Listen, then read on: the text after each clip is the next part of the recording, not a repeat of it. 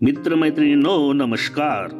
आज मी पुन्हा आपल्या समोर सादर झालोय आणि आज काय घेऊन आलोय तर second unit test class 9 subject English या विषयाचा येऊ शकणारा क्वेश्चन पेपर आणि त्या प्रश्नांची येऊ शकणारी उत्तरे। तर सविस्तरपणे आजचा हा पेपर आपण बघणार आहोत। त्यामुळेच हा व्हिडिओ सुरू करण्याच्या पूर्वी हे चॅनल एज्युकेशनल मनोहर यावर आपण नवीन असाल तर हे चॅनल आपण सबस्क्राइब करून घ्या आणि हा व्हिडिओ बघितल्यानंतर इयत्ता 9च्या म्हणजेच क्लास 9च्या विद्यार्थी मित्रमैत्रिणींना आपण शेअर करायला विसरू नका। चला तर मग आता आपण बघून घेऊया second unit test class 9 subject इंग्लिशचा क्वेश्चन पेपर आणि त्या दिलेल्या प्रश्नांची लिहू शकणारी उत्तरे। तर बघा यामध्ये पहिला प्रश्न विचारलेला आहे question 1 make a meaningful sentence by using the given phrase. दिलेल्या फ्रेजचा वापर करून एक मीनिंगफुल सेंटेन्स बनवा।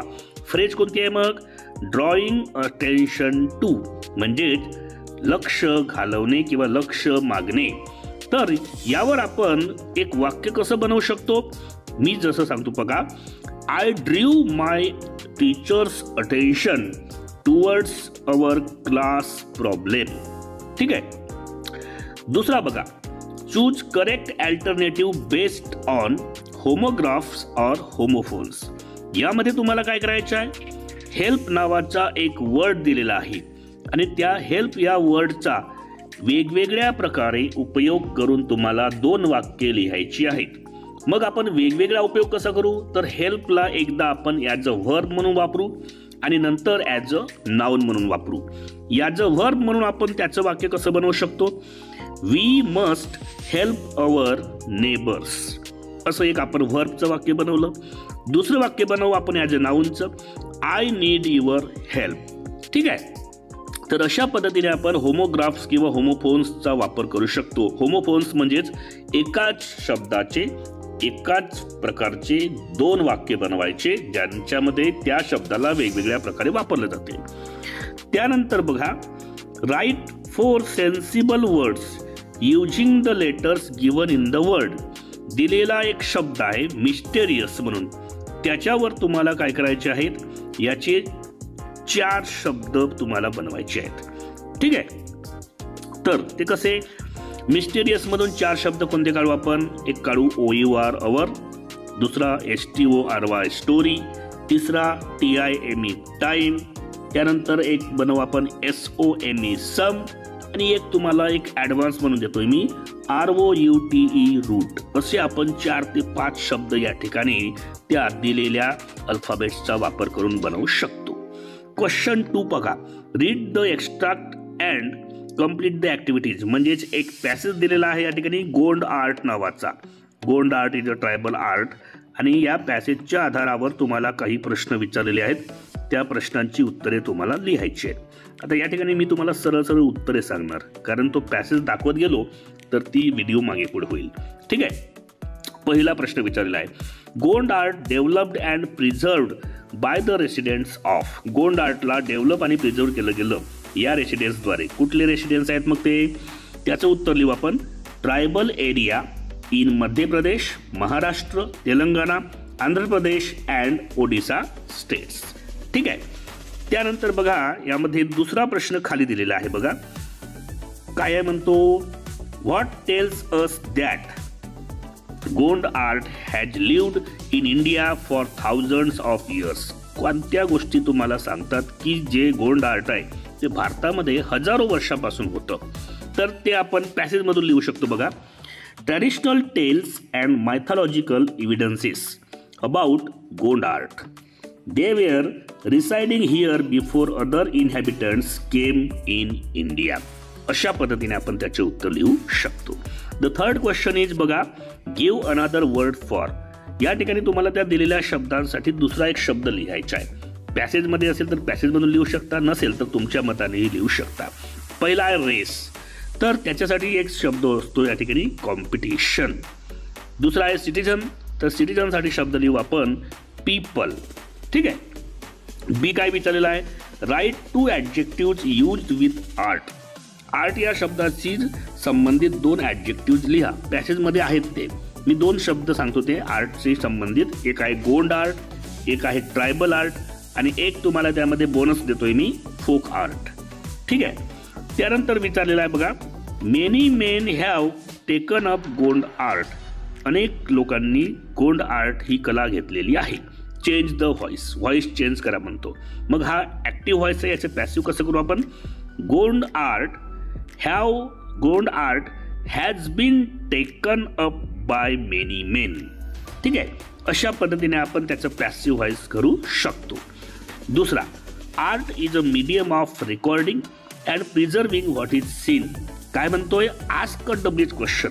दिलेल्या प्रश्नाला किंवा दिलेल्या एका वाक्याला तुम्हाला प्रश्न विचारायचा आहे. मग या ठिकाणी काय विचारलेलं आहे, काय सांगितलेलं आहे की आर्ट हा रेकॉर्डिंग आणि प्रिझर्विंगचा काय आहे? मीडियम आहे. मग आपण त्याला प्रश्न विचारू, व्हॉट इज अ आर्ट. ठीक आहे. What is a art. अशा पद्धतीने आपण त्याला क्वेश्चन विचारू शकतो. समोर जाऊया बघा. यामध्ये एक 5वा प्रश्न त्यांनी विचारलेला आहे बघा. Quite often when restoration of age old paintings are done, natural colours are replaced by synthetic colours. What is your opinion regarding the same. जेव्हा ओल्ड एज पेंटिंग्सना आपण रेस्टोर करतो तेव्हा आपण त्यावेळी त्यांच्यामध्ये असलेले नॅचरल कलर्सना आपण सिंथेटिक कलर्सनी काय करतो? रिप्लेस करतो. मग तुमच्या मते हे योग्य आहे की अयोग्य आहे? आता मी यामध्ये लिहिलं की I think that natural colours have more life and beauty as compared to synthetic colours. Synthetic colors are also a danger for the environment. So we must give preference to natural colors. अशा पद्धतीने मी त्याचे उत्तरे personal response टाईपचं लिहिलं. यामध्ये एक प्रश्न विचारला आहे, क्वेश्चन 3, लेटर रायटिंग. तुम्हाला लेटर रायटिंग करायची आहे. मग त्यासाठी तुम्हाला डाटा देण्यात आला आहे की social media has become an indispensable part of our lives, but it has several ill effects. It is highly addictive and students spend hours on Facebook, Instagram, Twitter. Apart from the time wasted, kids may be bullied on these platforms. Spending excessive time on social media is also associated with unhealthy sleep patterns and anxiety. हा एक त्या ठिकाणी matter दिलेला आहे social मीडियाच्या bad impacts बद्दल. यावर तुम्हाला काय करायचे आहे? 2 लेटर लिहायचे होते. कोणताही एक लिहू शकता. इन्फॉर्मल लेटर काय म्हणतो की तुम्ही किरण आहात किंवा करण आहात, जो तुमचा हा पत्ता आहे. तुम्हाला तुमच्या फ्रेंडला काय करायचं? एक लेटर लिहायचं आहे की जो जास्तीत जास्त त्याचा फ्री टाईम सोशल मीडियावर घालवतो. तर त्यामुळे तुम्हाला त्याचं वर एक काय करायचं? त्याला पत्र लिहून याबद्दलची थोडीशी जागरूकता त्याची करायची आहे. आणि फॉर्मल लेटर काय म्हटलं आहे की तुम्ही करण किंवा किरण आहात आणि तुम्हाला काय करायचं आहे? एका न्यूजपेपरच्या एडिटरला तुम्हाला पत्र लिहायचं आहे. ठीक आहे. जेणेकरून त्या न्यूजपेपरमध्ये यावर थोडासा प्रकाश टाकता येईल आणि त्याच्या इल इफेक्ट्सबद्दल न्यूजपेपरमध्ये माहिती देता येईल. तर आपण पहिला पत्र लिहूया, इन्फॉर्मल लेटर. ठीक आहे. यू आर किरण किंवा करण. मग याची सुरुवात कशी करूया? नवीन लेटर फॉर्मॅटमध्ये सर्व काही आपल्याला डाव्याच बाजूला मार्जिनला लागून लिहायचं असते, उजव्या बाजूला काही लिहायचं नसते. मग आपण सुरुवात करूया. पहिल्यांदा आपला ॲड्रेस लिहूया. कोण आहे? करण किंवा किरण. किरण. नंतर त्याचा पत्ता दिलेला आहे 103, सुंदर मिलान MG रोड, नागपूर. ठीक आहे. त्यानंतर त्यामध्ये तुम्ही डेट टाकू शकता. आता आजची डेट जरी टाकलं तरी त्यामध्ये चालेल. जशी आजची डेट आहे 1 फेब्रुवारी 2024. अशा पद्धतीने तुम्ही डेट टाकू शकता. मग आपण खाली लिहूया डिअर फ्रेंड. एखादं कोणतंही फ्रेंडचं नाव घेऊया. जसं मी लिहिलं अमन. ठीक आहे. त्यानंतर सुरुवात करूया. How are you? Question mark. I hope you are fine. I came to know from uncle that you spend most of your time on internet and social media platforms. ठीक है? I want to tell you that social media platforms are very risky. Many people are bullied on social media. Also, use of these platforms in late night influences our sleep and thereby our health. So, I suggest you to use these social media platforms only in limited way and make most of your time in your study. अशा पद्धतीने तुम्ही त्याला पत्र लिहू शकता. Ending करूया याची. Give my regards to uncle and aunty. Meet you soon. Your loving friend Kiran. तर अशा पद्धतीनं तुम्ही या ठिकाणी हा एक इन्फॉर्मल लेटर लिहू शकता. आशा करतो की आजच्या या व्हिडिओमध्ये मी आपल्यासाठी जो घेऊन आलो होतो काय, class 9 subject English second unit टेस्टचा क्वेश्चन पेपर आणि त्यातील दिलेल्या प्रश्नांची आपण उत्तरे सुद्धा पाहिली. तर हा व्हिडिओ नक्कीच आपल्याला येणारी जी सेकंड युनिट टेस्ट आहे त्याचा पूर्ण अभ्यास करायला मदत करेल अशी मी आशा करतो. आणि त्याच्यामुळेच हा व्हिडिओ आपल्याला आवडला असेल अशी अपेक्षा करून या व्हिडिओला एक लाईक आणि जास्तीत जास्त आपण शेअर कराल अशी मी आपल्याला विनंती करतो. सोबतच हे चॅनल एज्युकेशनल मनोहर यावर आपण नवीन असाल तर हे चॅनल आपण सबस्क्राईब करायलाही विसरू नका. चला तर अशाच पद्धतीचे व्हिडिओ जर आपल्याला हवे असतील तर त्यांची प्लेलिस्ट या व्हिडिओच्या डिस्क्रिप्शनमध्ये सराव पेपर किंवा घटचाचणी 2 या पद्धतीने देण्यात आलेली आहे. त्यावर जाऊन आपण तेही व्हिडिओज पाहून घेऊ शकता. चला तर मी आपली आता रजा घेतो. सर्वांना माझा नमस्कार.